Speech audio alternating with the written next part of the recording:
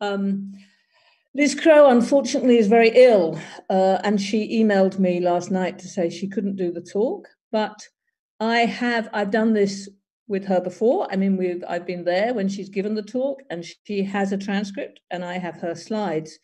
So what I would like to do, because I think her input is so important, is I will show her slides and I will read her transcript. And Liz really is the person who designed the project that you will have. So she's a really important person in this process.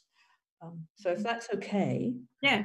So I try and share my screen. I have very low bandwidth. I live in a block of flats and it comes in via a phone line. So sharing screen sometimes doesn't work very well, but let's try it. As a backup, I have it as well. If you see that it's not working good, I can share it. Okay, lovely. You can see that, I hope, everyone?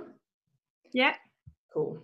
Okay, so this is Liz Crow. I added in a couple of slides at the beginning. Hold on, I've just managed immediately to lose her script. There we go.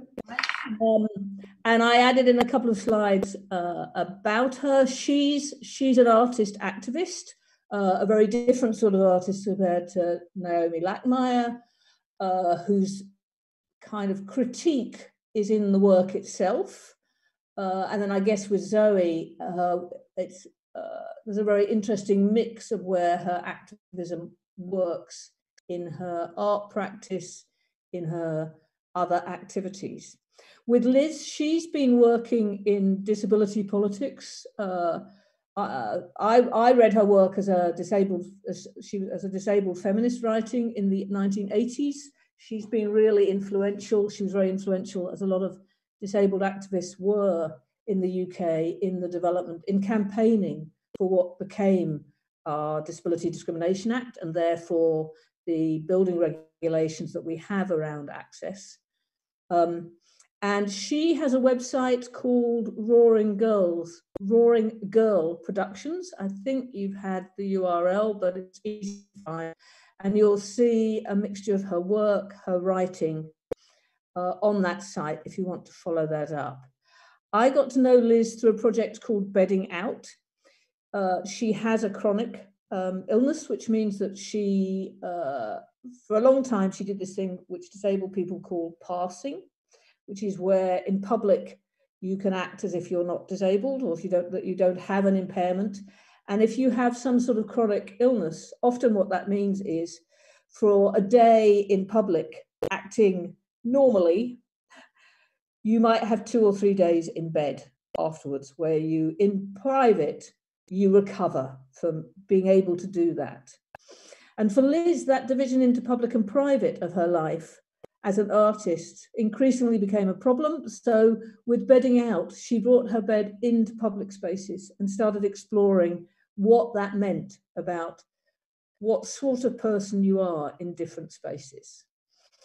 And she also does a lot of work around disability politics in this country. This is called Figures, and is very much a campaign about the very bad effects of austerity and then actually the pandemic on disabled people. So there's that kind of work, but there's also a lot of work. She makes a lot of films too. So this is the beginning of her slideshow, and I'm going to read now from what she's written. I'm going to start by talking about my work and the way that the public and private spaces intersect.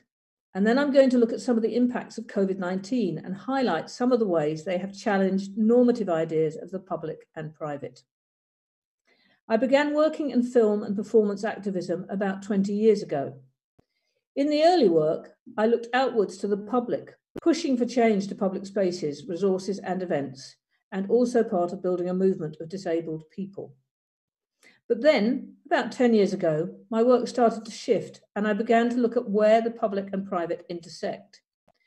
It started partly because I needed to lie down much more, and also much more urgently. Public spaces just weren't designed for it. I'd lain on a couple of floors and on a bench in a pub, but I'd been told to get up by security guards, and a pub landlord had told me to leave. I'd got to the point where either I was going to have to stay home and absent myself from public spaces and from people, or I was going to have to find a way to lie down in spaces that were not designed for it. I started out informally, trying to work out a way, lying down really consciously, testing things out, noticing how the world was different, experienced horizontally. I started out at home. It was private and easy to set up. And then the garden, where I realized I was seeing the world through the details, and especially color and light. Then I moved to my van, and it was a mixture of detail and detritus. But it had its own beauty, but also a jarring sense of exposure whenever the private space was suddenly made public. While all of this was going on, I was a student and I was on a course that had extended seminars, 3 days at a time, scattered throughout the year. If I was going to continue, I had to find a way to lie down in public space. I started writing lying down anyhow as a kind of preparation to psych myself up. You can find Lying Down Anywhere, which I still think is a seminal paper and really good to read, really enjoyable to read on her website. I went looking for images of lying down in public, although none of them reflected me or made room for me. But there was lying down in art, in religion, fads and trends, remember planking? And in protest. But then, of course, there was Frida Kahlo, the Mexican painter who wore orthopedic corsets because of impairment and painted them as an expression of herself. There was a grand opening for one of her exhibitions where she wore traditional Mexican dress and reclined in state on a decorated 4-poster bed, which was placed in the center of the gallery. Now, I could never be Frida, but if I turned to lying down in public as performance, I might be brave enough to do it. I decided I'd try and make it a more creative process, one of curiosity and inquiry. So I took my bed into the classroom. And what I discovered was that doing things differently transformed the space. Other people took permission from my lying down and began to break the social rules. They hauled desks into the room to make writing more comfortable and perched on the bed and even lay on the floor. And the way we work shifted too. Our discussions became much deeper, more thoughtful, less guarded. And at the end of the seminar, another student came up to me. She was an international student and administrator at her home university. They had a student who was supposed to be starting that autumn. He needed to lie down in the classroom and the university authorities were saying no. So could she take my photo? Could she use it as a precedent back home? So lying down in public became so much more than a way to meet my access needs. It changed the space and it changed people's understanding of how to be in the space. It shifted the relationships between people. Not long after that, I took the bed into another, much more constructed performance and a much more public one through Bedding Out.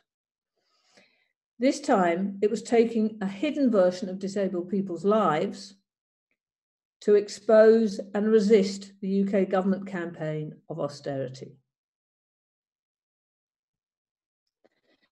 Now, COVID-19, there's a really strange reversal. This was written back in July, obviously from a UK base. I still spend a lot of time based at home, and lockdown isn't that radically different from my everyday. But for most people, everything has turned on its head. The separation between public and private has been breached, and people are suddenly facing a very different relationship with public spaces and with other people. The public spaces and the private ones haven't been designed for this. They don't fit people as they need to be now, and the sheer work and jarringness of that, I think, has taken a lot of people by surprise. In the UK, the handling of COVID-19 has been a disaster, with one of the highest death rates in the world.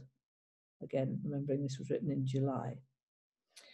But even in countries that have managed the crisis well, the pandemic is going to carry on being a threat. And that means there are long-term questions about how we can live in both public and private spaces. How can we maximize our safety? And how can we live and thrive as social and economic beings? In the UK, we went into lockdown in late March. I think it was a strange, unnerving experience for everyone.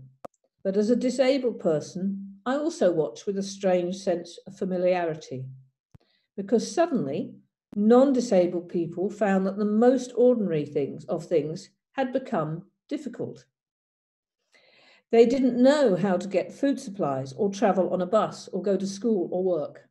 They didn't really know anymore how to pass someone on the street or even say hello. And they found themselves completely barred from doing some of those things. Everyone was and is having to learn how to be in this world that wasn't designed for any of us anymore. One of the things that I think has been particularly interesting is the way the divisions between private and public have been breached. This is a very preliminary list, but I want to end with some of the shifts that I've noticed as a way of starting our discussions through the rest of our seminar time. So our discussions about the design, the very short design project we're setting you. So 7 thoughts. And I find these 7 points from Liz incredibly powerful. And I'm very happy to share the transcript because I think they're worth rereading. And I'll try and read them properly. The first is the amount of work. Ordinary, everyday things have become hard work.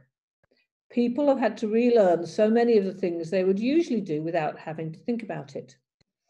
When I had a baby, I had to relearn how to open my front door. One arm held the baby, the other wheeled my chair, and I needed a third to maneuver the door.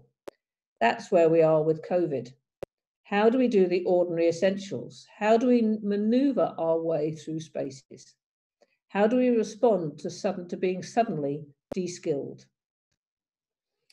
How do we negotiate relationships? If we live with other people, if we go out into the world, there is a new kind of negotiation needed. I've noticed that non-disabled people rarely know how to move near me. They don't know how to predict my form of movement or pace, which are very different from walking. It takes a lot of work to manage my way amongst other people, and very often I have to predict their way of moving and negotiate around that. And that's where we are with COVID. How do we move past one another? How can we relate to each other or share the space when we're at a distance? At home, how do we negotiate the use of space and the harmony of our relationships? COVID exposes our interdependence, which is always there, but so often hidden. Number 3. Things that are in ordinary times are certain have become uncertain. Simple, everyday tasks have to be relearned.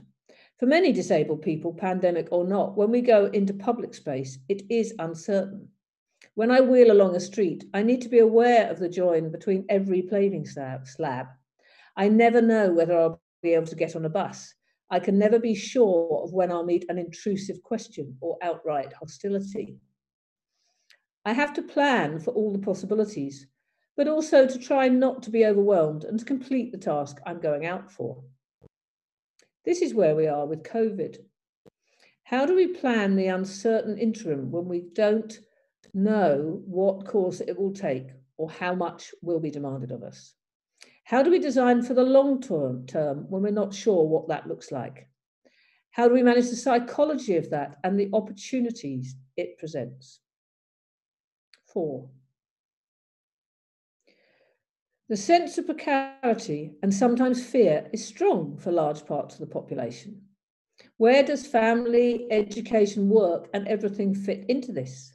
How do we venture out into the world and try to do all these things, yet keep ourselves and other people safe? And how do we include those people for whom venturing out now is far too risky? There has been more surveillance and, point 5, there has been more surveillance and judgment of both neighbours and strangers. The people who refuse to socially distance or who buy up all the toilet roll. But there's also been more neighbourliness and helping of strangers, more willingness to get involved. How do our spaces influence this? Point 6. The boundaries between public and private and privacy have shifted. These boundaries are already heavily breached for many disabled people in a world that medicalises us. In COVID, colleagues come into our home through Zoom, and confidential meetings can be overheard by family or housemates. How do we construct boundaries in other ways, in the ways we frame events? Can we turn lack of privacy into performance art or make humour of it, build solidarity with others, or manipulate and adapt the physical space itself? Point 7. Time has changed. Routine things take extended time.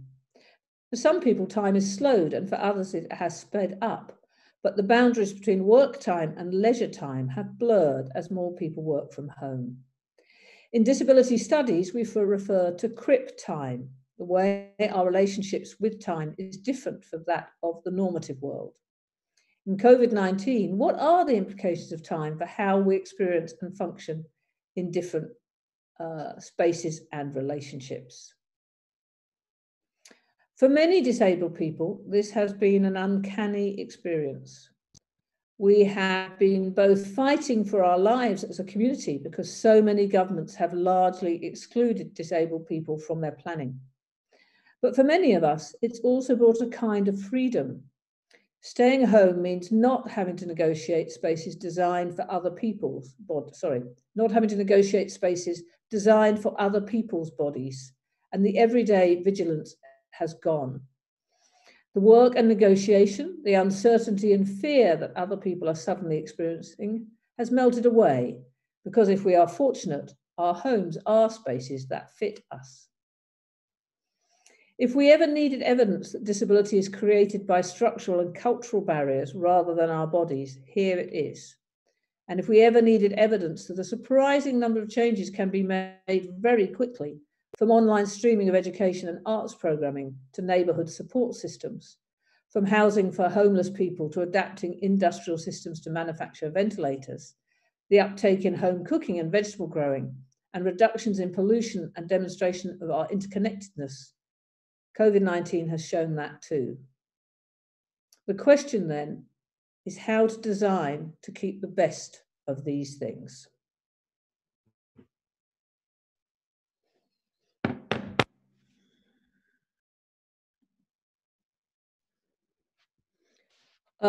So I really love the way Liz talks about these things, and maybe I think that if we went straight on to the design project brief, is that all right? Then we can, any questions about that, or I think the two are kind of interconnected.